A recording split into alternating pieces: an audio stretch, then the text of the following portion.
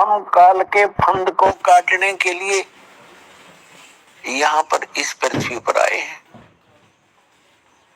बच्चों ने सोचा कि होगा कोई 16 कोस दूर पर कोई गांव, क्योंकि पहले इतना एक दूसरे से परिचित लोग नहीं थे, गांव को नहीं जानते थे, दूसरे गांव को, दूर देश के गांव को। तो उन्होंने वो टॉपिक छोड़ दिया। फिर कहा महाराज जी भोजन नहीं खाओगे तो दूध तो पीना ही पड़ेगा। परमेश्वर ने कहा भाई दूध पिलाना चाहते हो तो बच्चों मैं कंवारी गाय का दूध पीता हूं। जो बड़े बड़े पाली थे उन्होंने कहा कि बाबा जी तेरी नीयत ठीक कोनी है, मजाक कर रहे हो आप हमारे साथ, कंवारी गाय कभी दूध देती है?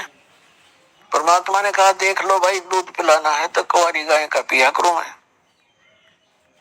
तो गरीबदास जी खड़े हुए, उनकी एक प्रिय बछिया थी 1.5 वर्ष की लगभग, दूध पीना माँ का छोड़ रखा था, अभी तक वो गर्भ धारण नहीं किया था। उसको कंवारी बछिया कहते हैं। उसको पकड़ कर लाए, गले पर रस्सी बांध रखी थी अपनी बछिया के, अल्लाह के खड़ी कर दी। कहा भगवान हे महाराज जी इसको दूध कैसे देगी, इसका बच्चा भी नहीं है। तो परमात्मा ने कहा कि एक पात्र लाओ। तो वो पात्र लाए, अपना जो मटका था छोटा सा 5-4 किलो का छोटा सा, उसको बरोला बोले, मिट्टी का, उसको धो बांध रखा था, साफ कर दिया और काल इसके थनों के नीचे रखवाई, अभी दूध देवा गया तुम्हारे सामने। अब गरीबदास जी उस पात्र को, उस मिट्टी के छोटे से मटके को पकड़ कर बैठ गए, जैसे दूध निकालते हैं नीचे रख लेते हैं बाल्टी को। परमात्मा खड़े हुए, बछिया के कमर पर आशीर्वाद भरा हाथ रखा, लंबे लंबे सतन हो गए 3-3, 4-4 इंच के, और दूध की धार बंध गई। वो पात्र भरते ही अपने आप बंद हो गया। बोलो सतगुरुदेव।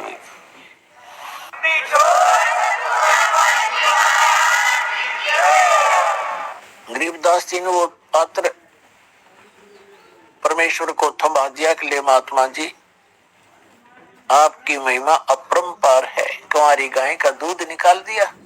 उस परमेश्वर ने, कबीर साहिब जी ने थोड़ा सा दूध पिया और बाकी वहां उपस्थित सभी ग्वालों से कहा कि ले पालियो,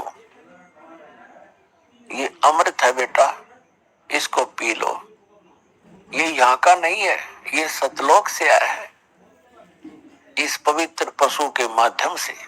जो अन्य पाली थे, कोई 20 वर्ष का, कोई 30 वर्ष का, कोई 50 वर्ष का, कोई 40 वर्ष के आयु के, वो तो उठ कर चले गए कि हम नहीं पीवा, ये पाप का दूध है, कंवारी गां का दूध निकाल दिया जादू जंत्र करके। और फिर दूसरे तूने झूठा कर दिया, तेरी जात का पता नहीं, तू कौन जाति का है। उस समय छुआछात भी चरम सीमा पर थी। दुर्भाग्य कहते हैं सकल पदार्थ है जगमाई, कर्महीन नर पावे नाही। गरीबदास जी ने कहा कि लो महाराज आपका अमृत, आपका झूठा दूध है, भगवान कब कब मिले हमें, और जितना पीना था वो पी लिया। तो पुण्यात्माओं कहते पिछले जब से होते हैं पूर्ण हंस मुराद, ये पिछले संस्कारों से ही ऐसी प्रेरणा और परमात्मा का मिलन हुआ करता है। फिर परमात्मा जिस उद्देश्य को लेकर आए थे, 10 वर्ष के बालक को लगे ज्ञान समझाने, सृष्टि रचना सुनाई और कहा बच्चों तुम सभी सतलोक में थे और आप यहाँ इस काल के जाल में फंसे हुए हो। गरीबदास जी ने कहा कि हे भगवान वहां ऐसा स्थान बता रहे हो आपके, कभी मृत्यु नहीं होती, वृद्ध अवस्था नहीं होती, और वहां कभी सूखा नहीं गिरता, क्योंकि जिस समय गरीबदास साहिब जी छुडानी गांव में जन्मे थे वहां मरुस्थल जैसा पृथ्वी थी, मरुस्थल जैसी, राजस्थान से मिलती जुलती वो अक्षेत्र था, जो वर्तमान में भी राजस्थान का तो बल्कि अच्छा हो गया होगा। और वहां हर एक चीज का अभाव रहता था। वर्षा हुई तो खाने की ज्वार बाजरा हो जाता, गेहूं तो कभी देखा भी नहीं था। तो गरीबदास जी ने कहा कि वहां परमात्मा ने बताया कि वहां बिन बादल वहां वर्षा होवे, और असंख्य वहां पर जो है कहते हैं असंख्य सूर्य जितना प्रकाश रहता है, ना सर्दी है ना गर्मी है। और सदा बाहर पेड़ हैं, अंगूरों के गुच्छे लगे रहते हैं, प्रत्येक के महल के सामने पार्क हैं, फुहारे हैं, बहुत अच्छे बगीचे हैं और बहुत सुंदर पहाड़ हैं वहां के। यहाँ तो मिट्टी के पहाड़ हैं, वहां पर हीरे और मोतियों के पहाड़ हैं, सुंदर मिट्टी है, उसके अंदर फलदार सदाबहार पेड़ पौधे हैं। गरीबदास जी ऐसे सुन रहे थे जैसे वो आत्मा उनकी सतलोक महित घूम रही हो, परमात्मा बताते जा रहे थे और वो कल्पना करते जा रहे थे। फिर परमेश्वर ने बताया कि वहां दूधों की, दहियों की और बेटा अमृत की दरिया बहती है, सरोवर भरे हुए हैं। तो गरीबदास जी ने कहा क्या भगवान वो खराब नहीं होते? क्योंकि यहाँ तो दूध ऐसा है 2 घंटे रख दे गर्मियों में, फिर उसने गर्म करे तो फट जा, बांस उठ जा। तो वहां दूध के दरिया चलती है, दूध के भरे रहते हैं सरोवर, समुद्र, तो खराब नहीं होते।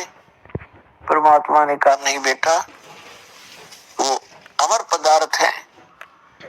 उदाहरण दिया परमात्मा ने कि जैसे ये गंगा आई है आपके भारतवर्ष में, ये गंगा का जल हमारे ही लोक से आया है, सतलोक से। और एक ये एग्जाम्पल है आपके लिए, बुद्धिमान को संकेत ही पर्याप्त होता है। सतलोक से यह गंगा आई, सबसे पहले आई शिव के लोक में,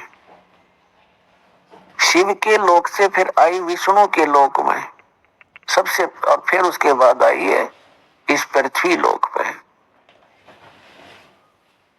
इसके आने का तरीका परमात्मा की रजा और उसका, अब उसको साइंटिफिक तरीके से किसी तरह लगा लो, वहां से नीचे आई, फिर वहां से नीचे वाष्प बनकर पृथ्वी पर आई, या हिमालय के ऊपर आकर के ये बर्फ रूप में विद्यमान हुई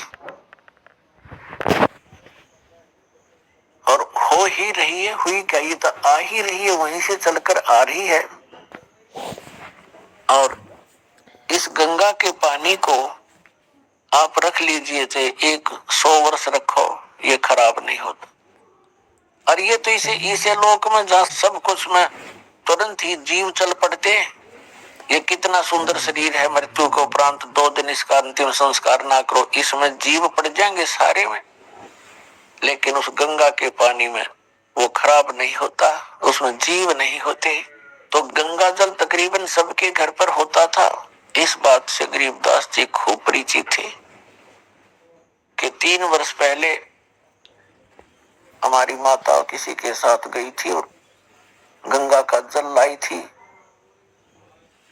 और आज तक बिल्कुल ऐसा ही है। तो उन्होंने बड़ी रुचि हुई कि भगवान मुझे वो स्थान दिखाओ जहां हम पहले रहा करते थे।